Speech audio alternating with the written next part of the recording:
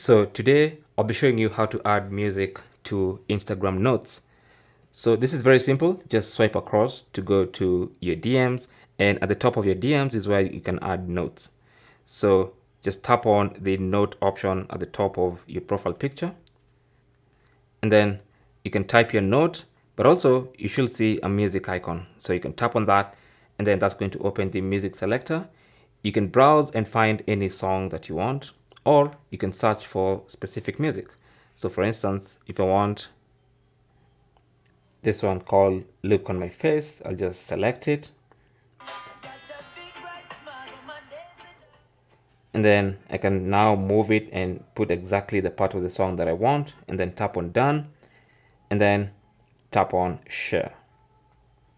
And that's going to put music in my Instagram note, as you can see. So when people see my Instagram note, they're going to see that song and they can tap on it and listen to it on their own phones. Thanks for watching. Don't forget to like and subscribe. And if you have any comments or questions, talk to us down in the comment section. Good luck.